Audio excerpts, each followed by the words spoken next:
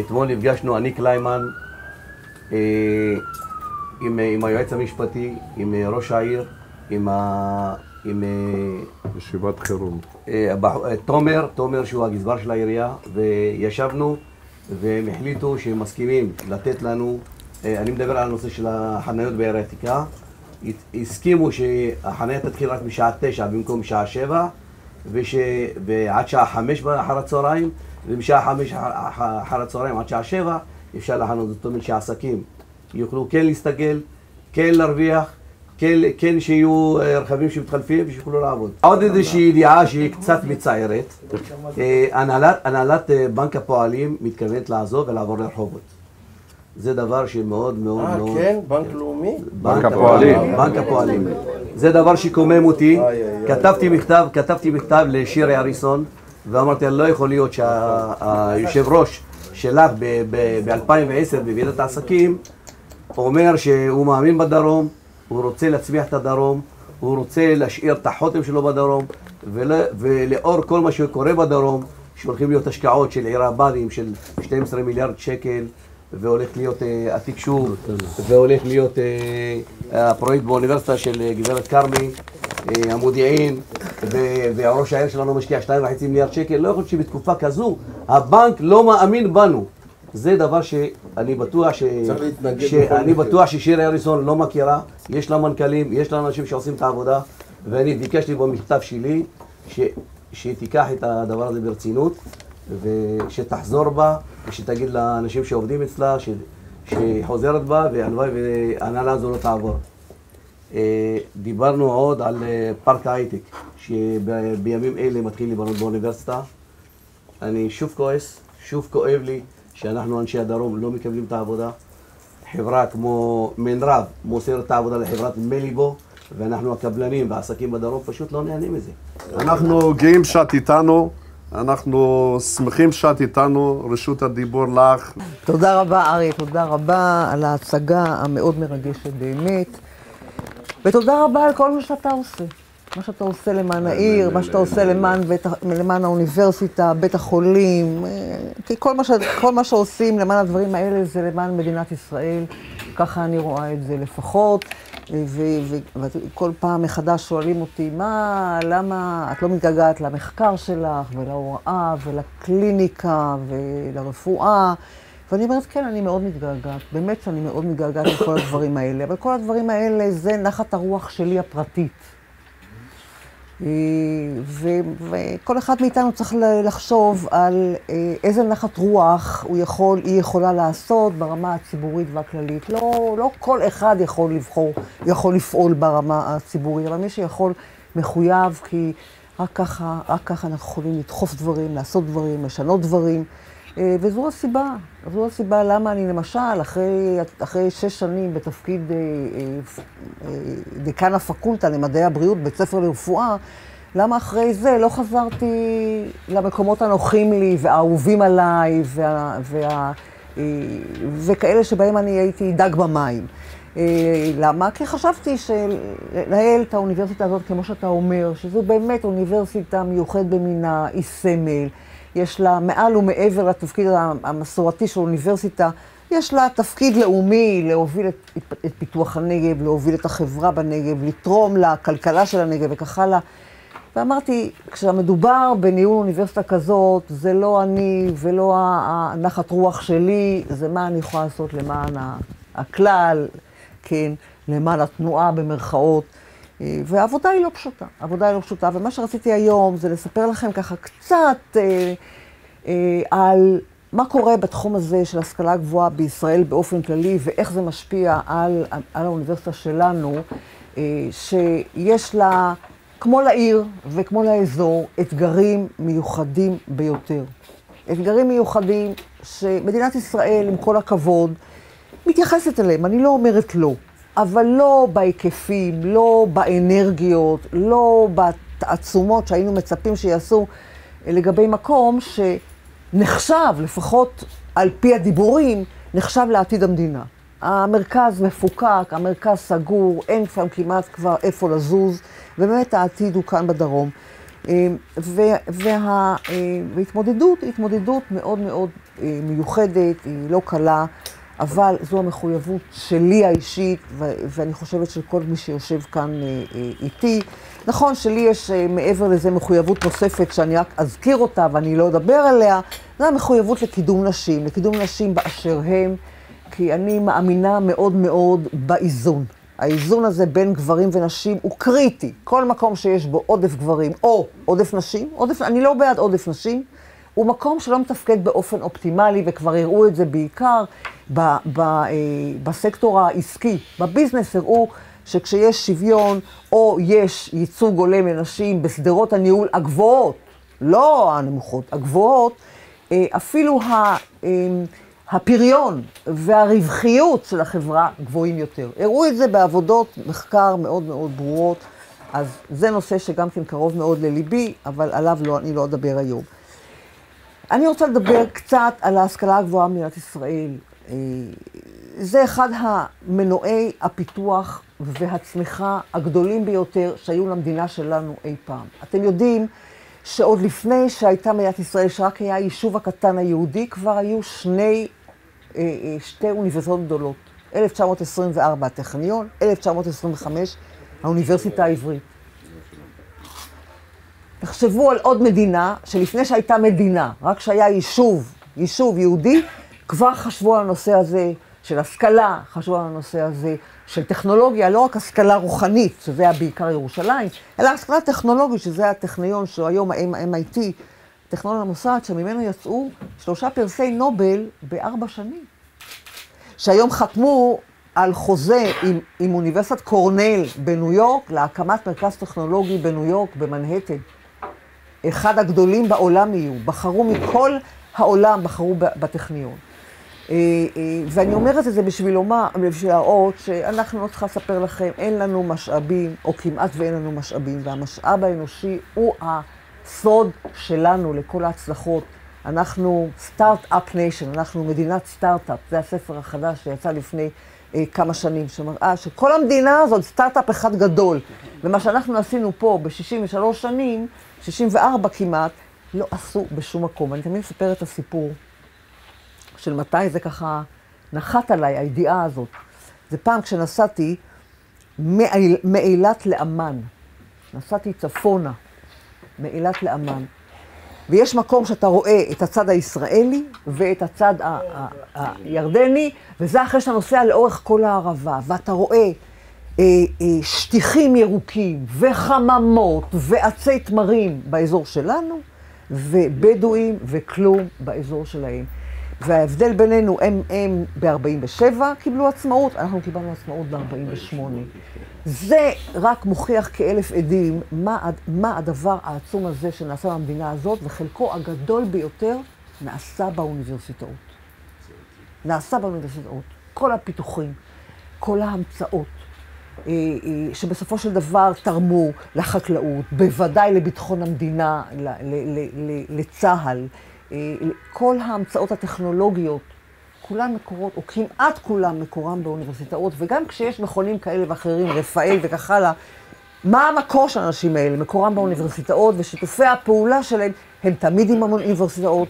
לכן כל מערכת ההשכלה הגבוהה היא המנוע החזק ביותר במדינת ישראל, והיא צריכה להמשיך להיות.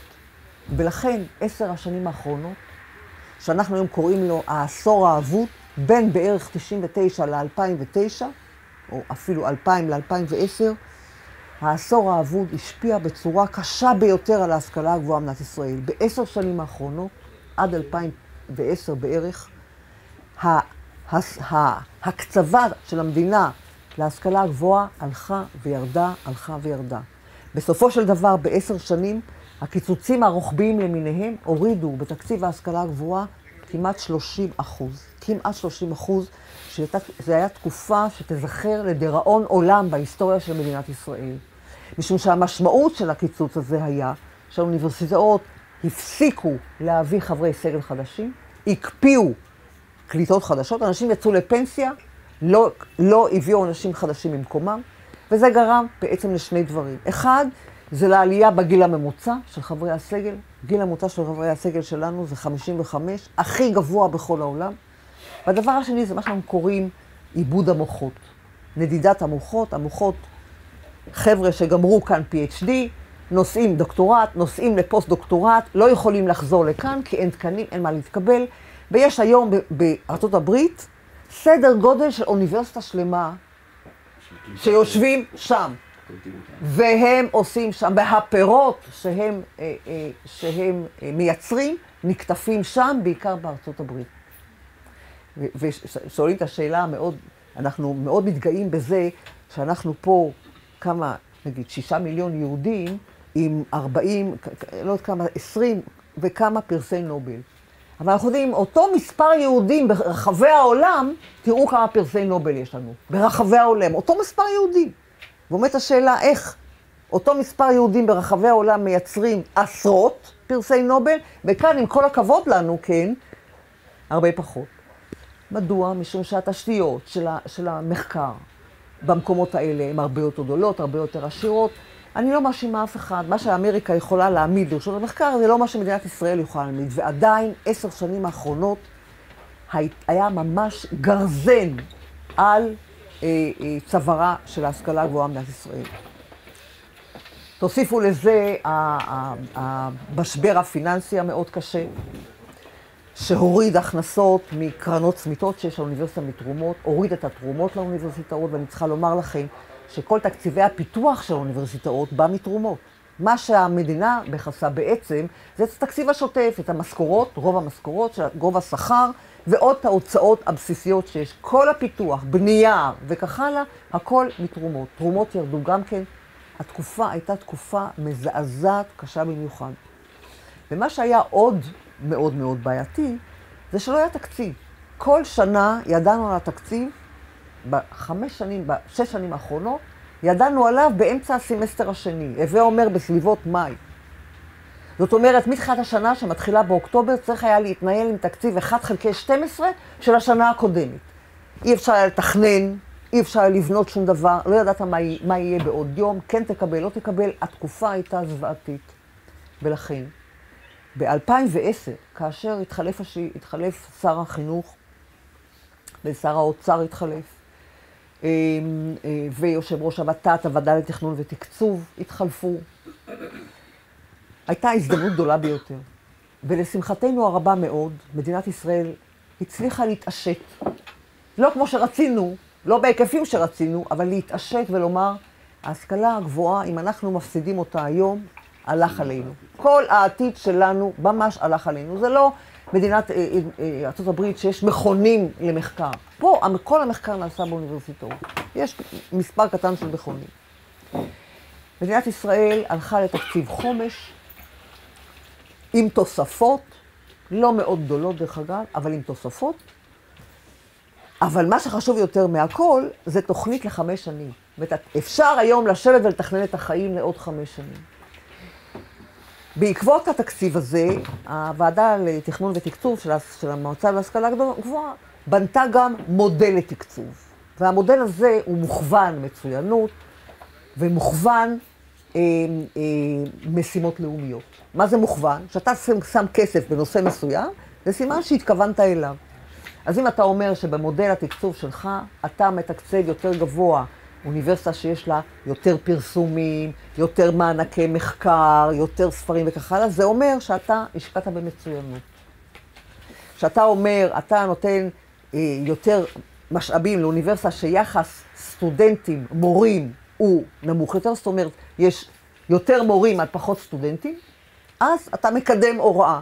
כשאתה אומר, אתה משקיע בהחזרת חרדים למעגל העבודה, אז זה משימה לאומית, משקיע בחינוך בערבים, זו משימה לאומית, וכל הדברים האלה בעצם מצויים בתקציב היום של ההשכלה הגבוהה. כמובן שהאוניברסיטה שלנו, ברגע שהתקציב הזה היה ברור ושקוף, ושידענו לאן אנחנו הולכים, מיד נרתמנו לבניית תוכנית אסטרטגית. ואני חושבת שזה מה שמאפיין את האוניברסיטה שלנו. היכולת להגיב לשינויים באופן מהיר. זאת העובדה שאנחנו עוד אוניברסיטה צעירה יחסית, דינמית, עדיין לא מקובעת בכל מיני נוהלים למרות שעל פניו יש לנו נוהלים, ולפעמים הנוהלים יכולים להיות מאוד קשוחים ומעצבנים וקצת תוקעים מהלכים וכך הלאה. באופן כללי, ביחסית לאחרים, אנחנו הרבה יותר דינמיים והרבה יותר גמישים. ואנחנו התיישבנו מיד לבנות תוכנית אסטרטגית שהחזון שלה, התוכנית היא אומנם ל5 שנים, אבל החזון שלה הוא ל20 שנה מהיום. ומה שאנחנו בעצם מבקשים, זה להעמיד את האוניברסיטה שלנו בחזית אוניברסיטאות המחקר בישראל, מתוך ראייה מאוד מפוקחת של מה הולך לקרות במדינה. מה שהולך לקרות במדינה זה שיהיו בעצם 3 רמות פחות או יותר להשכלה הגבוהה. אני קוראת את המפה ככה, אני לא היחידה שקוראת את המפה ככה, יש אנשים שחושבים אחרת, אבל אני חושבת שאני קוראת את המפה בצורה מאוד שפויה. יהיו 3 אוניברסיטאות מובילות במדינת ישראל, יהיו עוד 4-5, יכול מאוד להיות שאריאל תהפוך להיות אוניברסיטה, יהיו עוד 4-5 אוניברסיטאות טובות, ויהיה עוד טיר אחד של מכללות. יהיו מכללות מובילות, יהיו מכללות אחרות. ואנחנו את אוניברסיטת בן גוריון רוצים למקם בין 3 האוניברסיטאות המובילות. אני לא מחשיבה את ויצמן כאוניברסיטה, כי ויצמן זה מכון מחקר. יש לו רק סטודנטים לתארים מתקדמים, תואר שני ושלישי, אין לו מדעי הרוח, מדעי החברה, זה לא אוניברסיטה קומפרהנסיבית. לכן אני אותו שמה בצד, אבל כל השאר... אבל היום זה לא כך. בבקשה? גם היום זה כך. לא, יש כן, בר-אילן אבל הם... בירושלים, לא? לא, היום שבר אילן אתה אומר כאילו בצד. מבחינת תקצוב, הם מתייחסים אליהם כמו, נכון שאלה יודעים לתואר ראשון, אבל הם נחשבים לאחת האוניברסיטאות. אבל לצורך העניין שלנו, באמת קשה, אי אפשר לעשות אותם לכל האוניברסיטאות האחרות. לא, התכוונתי שבאר שבע היה מבין 3 לא, הטובות בארץ. לא, היום לא.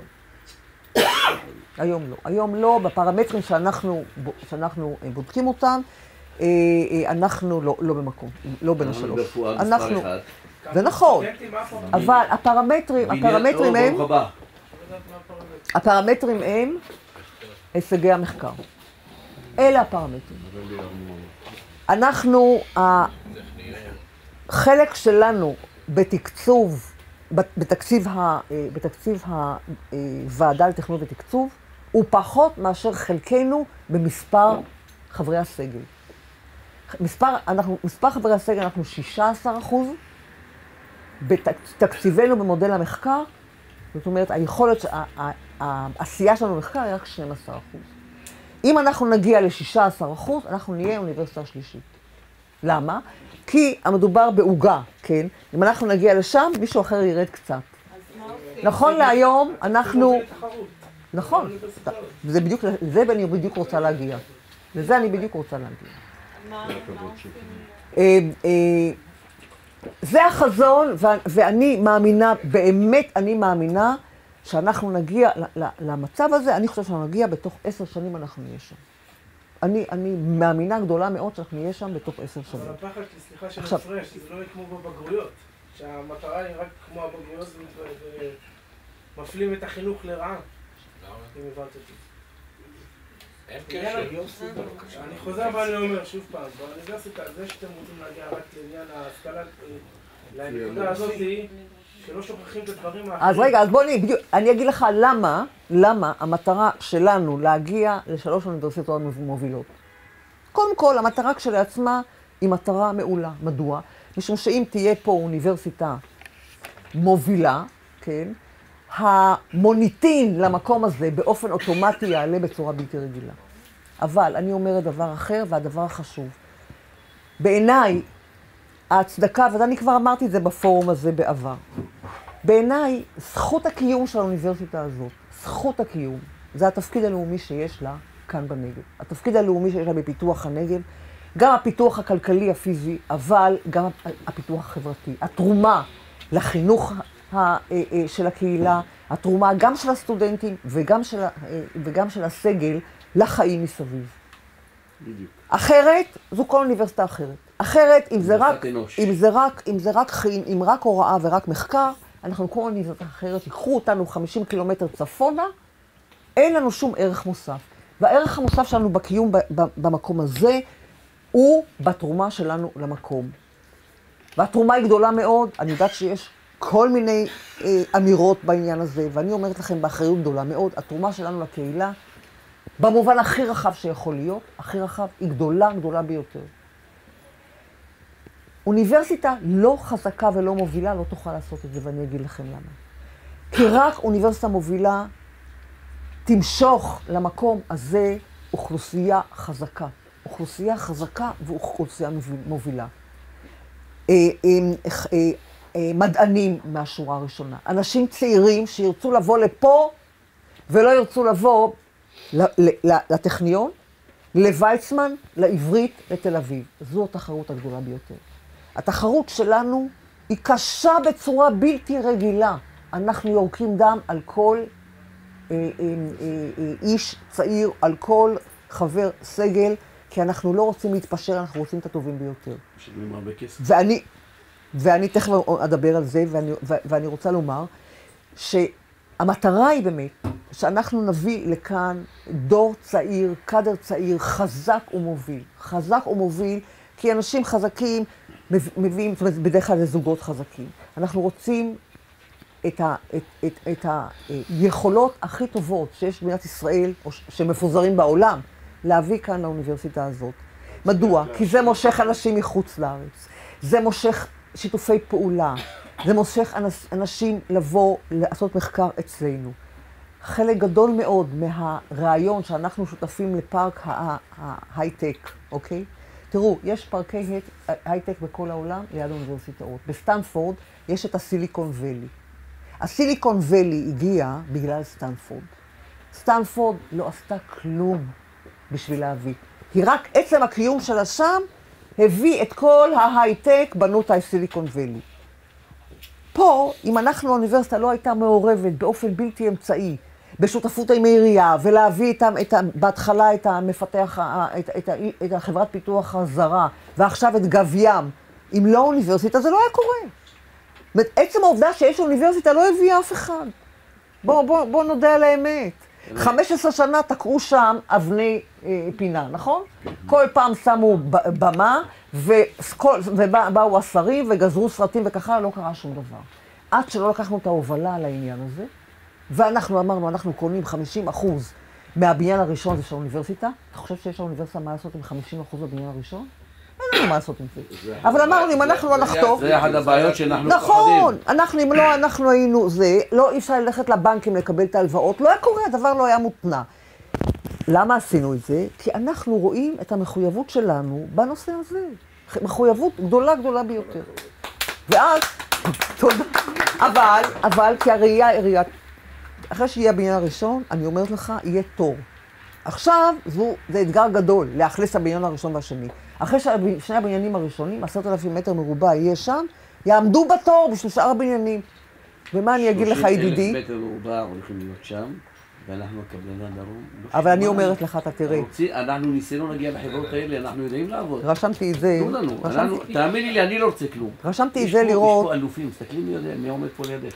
יש פה ארכיטקט, יושב ראש איגוד הארכיטקטים במדינת ישראל, לא מקבל מטר מרובע אחד. מטר מרובע אחד הוא לא מקבל, רבותיי. אבל מי אמר שהוא לא יקבל?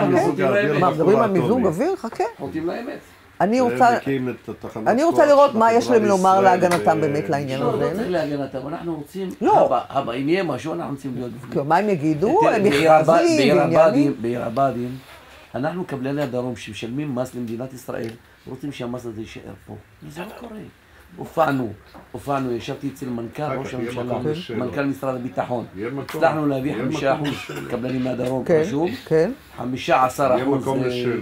חבר'ה, אתם שומעים? 15% מסחר שיקנה מהדרום ו30% עובדים. רשמנו את זה בפרוטוקול. תנסי לעזור לנו שגם תצטרך רשם.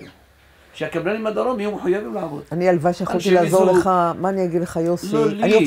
לא, לנו. לא לי, לנו. תקשיב. אנחנו מבצעים את העבודה רק. אנחנו אמרנו, צה"ל ירד צה"ל יעבור לדרום. תהיה פה אוכלוסייה שלמה שתרצה ללמוד באוניברסיטה שלנו. ללא ספק, כן? יהיו כאן משפחות, יש כאן, אנחנו צריכים להתכונן, אין לנו חדר אחד, כיתה אחת.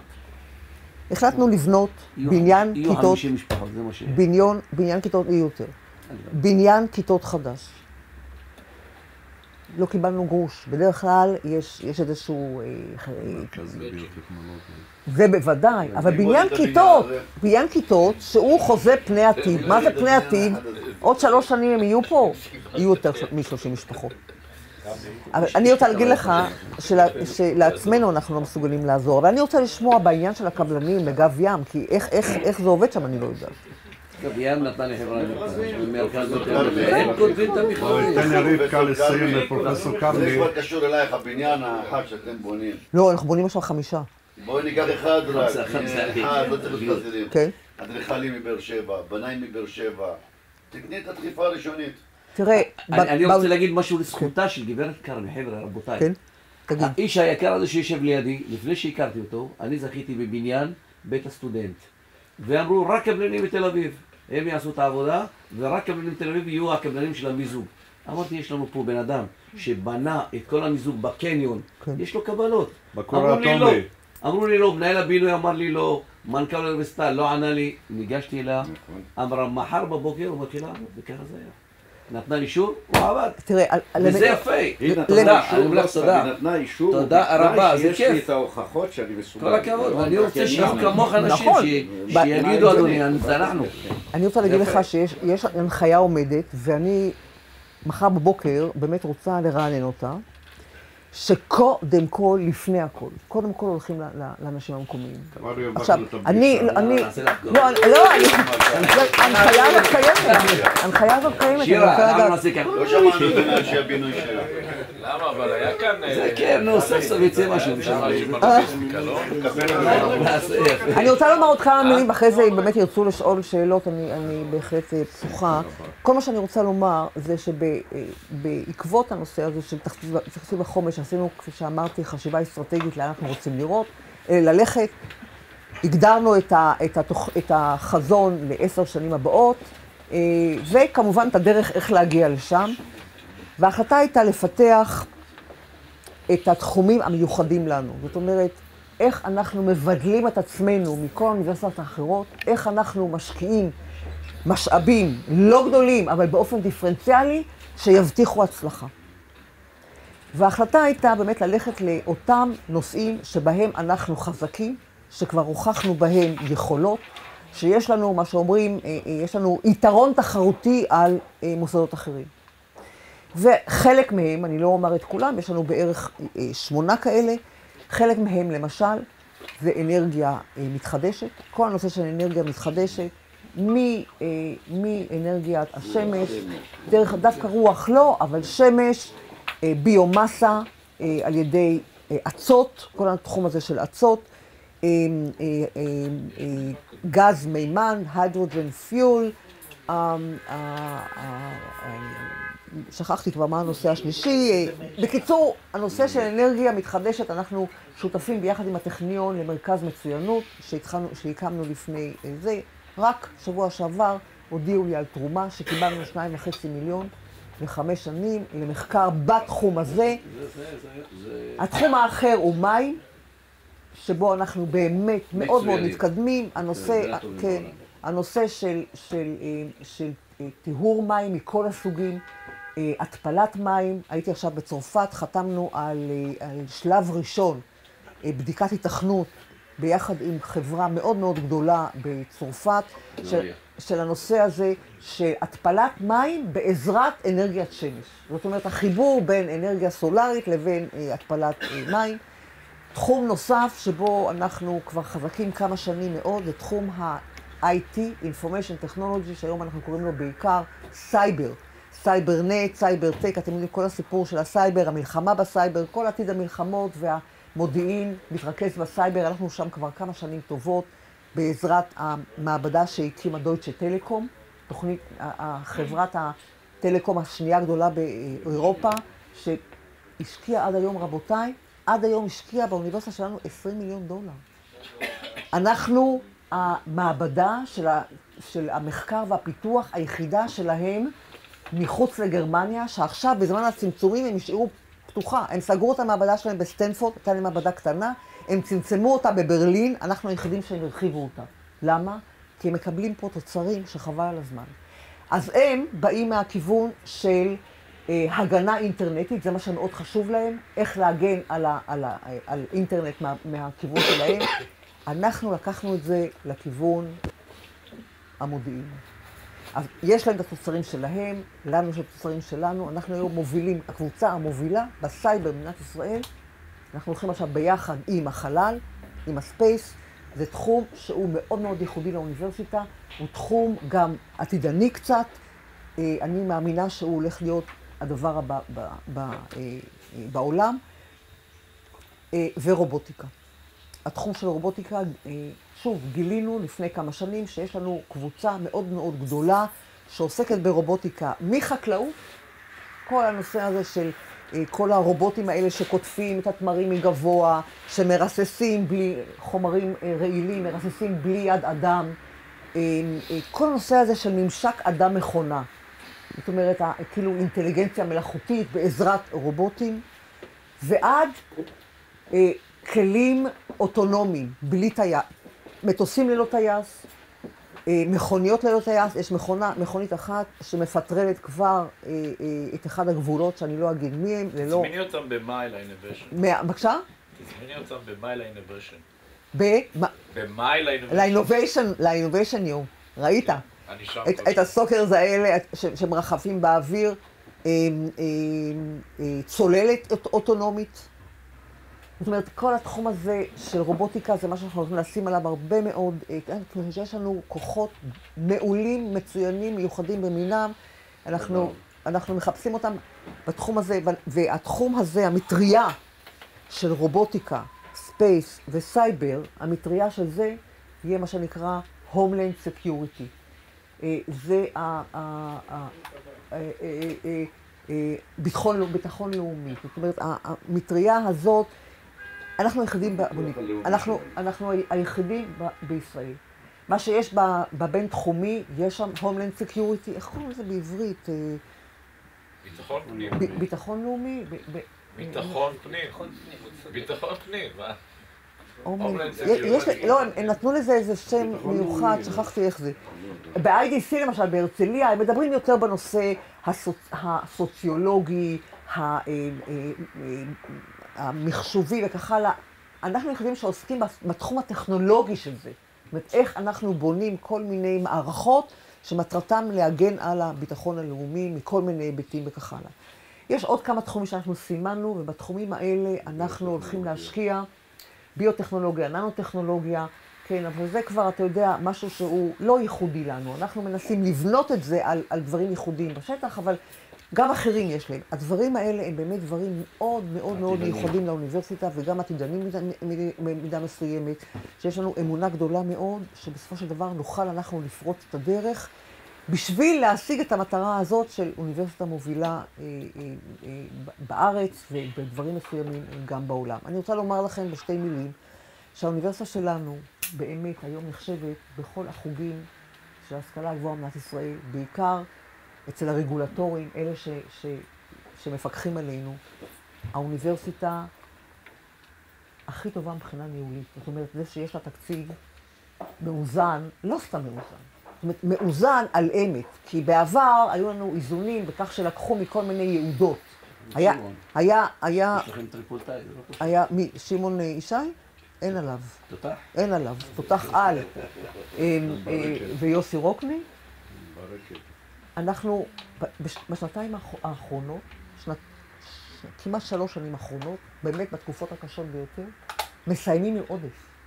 עם עודף שאותו אנחנו יכולים להשקיע בכל מיני דברים שמקדמים את האוניברסיטה.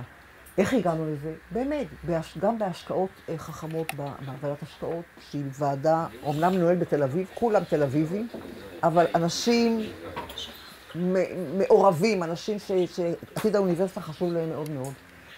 ובעזרת ההצלחה הזאת אנחנו מצליחים לקדם דברים שתאמינו לי, במקומות אחרים עדיין מדשדשים עם כל הסיפור של התוספות, עם כל הסיפור של מודל המחקר. הם לומדים, אנחנו כבר למדנו, אנחנו כבר שרים את המודל, כבר אנחנו, כולנו, כל האוניברסיטה בעצם מגויסת לנושא הזה. אז קודם כל אני חושבת שיש לנו במה להתגאות, כי באמת המוסד, יש לנו מוסד יוצא דופן, ואני חושבת שכל העיר היום כולה נכנסת לאיזשהו מוד של באמת צעדים קדימה מאוד רציניים. אוניברסיטה שיש לעיר. אבל יש טוענים, מיליארד 400 מיליון. תכף ניתן מקום לשאלות. עכשיו... תכף מקום לשאלות. תגידי רק כמה מילים על התסמונת שקרויה על שמך בעולם. תאמין לי יש תסמונת שקרויה על שם פרופסור רבקה כרמי, ותגידי על זה כמה מילים. כן, זה נכון. נחזיר אותך לתחום שאת אוהבת. אנחנו הרופאים, יש לנו איזו שריטה. זאת אומרת, כן, המטרה היא שתיקרא איזה מחלה על שמך. מי רוצה שבכלל תיקרא מחלה על שמך? אתה רוצה ספר, אתה רוצה רחוב, אתה רוצה כיכר, מה? אבל לא אני קראתי את זה כמובן, זה מישהו אחר. אבל זה בעודך בחיים, רוב המקרים זה אחרי. זה הרחובות. התסמונות, חלקם הגדול. וגם הכיכרות. תראו, אתם רוצים לישון טוב בלילה, אז אני לא אספר בדיוק מה זה. כי זו מחלה מאוד... צודקת, נו, באמת, נשמע מחלות. אבל אני חושבת שמה שיפה בדבר הזה, מה שיפה, ואני לא אומר מהי המחלה, אבל מה שיפה, זה שאנחנו תיארנו אותה לראשונה כתוצאה מזה שהסתכלנו. ראינו משהו מיוחד, תיארנו אותו לספרות, הסתבר שאנחנו היינו הראשונים שתיארנו את זה. השלב הבא, כן, בעולם. השלב הבא היה לבדוק את מה הבסיס למחלה הזאת, וזה היה בתקופה, עוד לפני התקופה שידענו גנטיקה. ידענו גנטיקה, אבל עוד לא לפני פרויקט הגנום האנושי. אז כל ההבנה הייתה כתוצאה מבדיקה פתולוגית והבנה פיזיולוגית וכך הלאה וכך הלאה. והדבר היפה זה שכאשר הופיע פרויקט הגנום האנושי, התחלנו לעבוד בשביל להבין מה הגורם הגנטי, איזה גן לא תקין, שגורם למחלה. ומה שאני מספרת תמיד, זה לקח לנו 8 שנים. ורק לפני 2 גילינו את הגן, בדיוק באיזה מקום, ואינשאללה, זה אולי זה בסופו של דבר יוכל גם להביא איזושהי תרופה. עכשיו אנחנו מדברים על איך על בסיס הזה של הגן, איך אנחנו מייצרים איזושהי תרופה שתטפל במחלה הזאת. אז מה שיפה זה ההיסטוריה של המחלה, לא המחלה עצמה. תודה רבה.